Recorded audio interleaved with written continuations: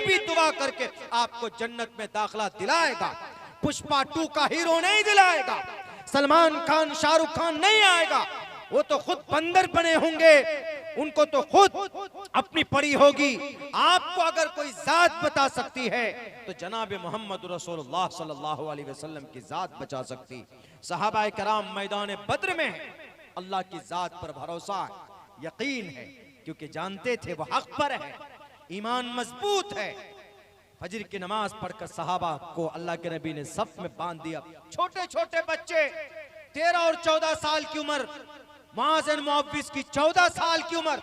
आज 14 साल का बच्चा तो पबजी गेम खेलता है, 14 साल का बच्चा जाता है बंगाल और वहां से जाकर शराब की थैलियां लेकर आता है।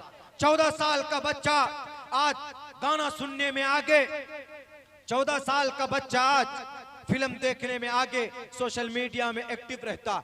यहाँ 14 साल का बच्चा मुआज़ बिन मुअव्विज़ बिन अफरा, ये दोनों जवान हैं हाथ में तलवार लेकर। इस उम्मत का सबसे ज्यादा नापाक आदमी कौन? अबू जहल था। सबसे ज्यादा नबी को तकलीफ पहुंचाने वाला अगर कोई था तो अबू जहल था, और अबू जहल का खात्मा करने वाला अगर कोई हस्ती, कोई बहादुर था तो ये 2 मासूम बच्चे जिन्होंने अबू जहल का खात्मा किया। सबक लेने की जरूरत है। सहाबाए किराम मैदान में है, अल्लाह के नबी अलैहिस्सलातु वस्सलाम सफ़े बांध कर, जनाब मोहम्मद रसूलुल्लाह भी ज़िरा पहने हुए, फौजी सूट पहने हुए, फौरन निकल जाते हैं अपने हुजरे में और वहां पर जाकर सजदा करते हैं और वहां पर अल्लाह से दुआ करते हैं कि अल्लाह तू अपना वादा पूरा कर दे। ए अल्लाह, ये मादूद चंद 300 सहाबा हैं, अगर ये बाकी नहीं रहे, खत्म हो गए तो ये अल्लाह क़यामत तक तेरा कोई नाम लेने वाला नहीं होगा, इसकी मदद, इनकी मदद फरमा दे। यानी यहाँ पर 2 पैगाम मिलता है। क्या? परेशानी के वक्त में डटकर जमीन पर उतर कर खड़ा होना। मिस्टर योगी और मोदी कोई कानून बनाता है देश के संविधान के खिलाफ तो जमीन पर उतर कर सीना तान कर खड़ा होकर उसका मुकाबला करना, और दूसरे नंबर पर अल्लाह से मदद मांगना, दुआ मांगना। ये दोनों चीजें इससे हमें मिलती है, इससे हमें सबक मिलता है कि जनाब मोहम्मद रसूलुल्लाह सल्लल्लाहु अलैहि वसल्लम हुजरे में गए, अल्लाह से दुआ की कि अल्लाह इनकी मदद फरमा।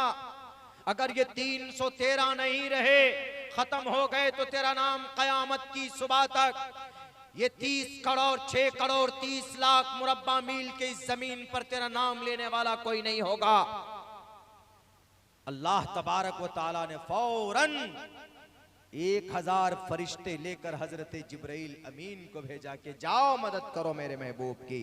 तो मदद हुई कि नहीं हुई? वैसा ईमान चाहिए, वैसा यकीन चाहिए, और ऐसी मदद हुई, ऐसी मदद हुई कि अल्लाह के नबी अलैहिस्सलातु वस्सलाम ने जमीन से मट्टी उठाया अपने एक मुट्ठी में और शाहतिल वजू पढ़कर ऐसे छिड़क दिया, फेंक दिया। वो धूल हर किसी काफिर के आंखों तक पहुंचता है, और उधर जिब्राइल अमीन 1000 फरिश्ते लेकर मैदान कारजार में मुकाबला कर रहे हैं। ईमान मजबूत हो, अल्लाह की जात पर यकीन मजबूत हो, तो आज भी अल्लाह तबारक व तआला मदद भेज सकता है, जैसा कि गजा पट्टी के 5000 नौजवानों के लिए अल्लाह ने मदद भेजी। लेकिन आज वैसा ईमान है हमारा? हम तो नमाज ही नहीं पढ़ते, ईमान तो दूर की बात है जनाब। नमाज हम ही नहीं पढ़ते।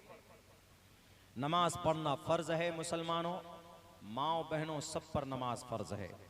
अरकान इस्लाम 4 है, 5 है, उनमें से दूसरी चीज, सबसे बड़ी चीज, पहले नंबर पर सबसे पहले, यानी जो इस्लाम है वो 5 रुकन है उसके।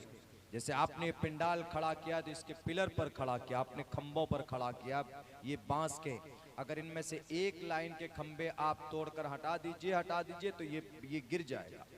तो ऐसे इस्लाम है, इस्लाम के अरकान 5 है, उनमें से किसी एक पर अगर कमी कोताही करेंगे तो फिर वो इस्लाम की जो छत है, इमारत है, वो गिर जाएगी।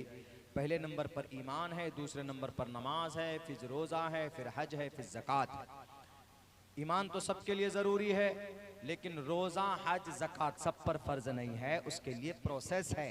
लेकिन नमाज एक ऐसा अमल है सब पर फ़र्ज है, सब पर, अमीर हो, गरीब हो, जवान हो, बूढ़ा हो, मर्द हो, औरत हो, कोई भी हो, सब पर नमाज फर्ज है। मन तरक सलात मुतअम्मिदन फक़द कफर, जानबूझकर नमाज को छोड़ोगे तो कुफ्र के दरवाजे तक पहुंच जाओगे।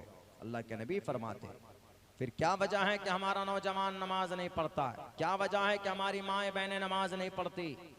क्या वजह है कि हमारी मस्जिदें नमाज से आबाद नहीं होती? हर एक मुसलमान को नमाज पढ़ना चाहिए। अगर पूरी बस्ती के अंदर में 100 आदमी है तो 100 के 100 को नमाज पढ़ना चाहिए। एक को कोई मजबूरी आ जाए, कोई परेशानी आ जाए, अलग मसला है, लेकिन नमाज पढ़िए आप। जब आप नमाज पढ़ेंगे तो अंदर से आप मजबूत होंगे, रूहानी ताकत आपकी बढ़ेगी। नमाज पढ़ने से कुर्बत बढ़ती है। हमारा कोई भी काम शरीयत के फरमान नबी की बताए हुए तरीके के खिलाफ नहीं होता, और जो कोई करता है कुरान और शरीयत की पैरवी करते हुए वो फायदे में रहता है।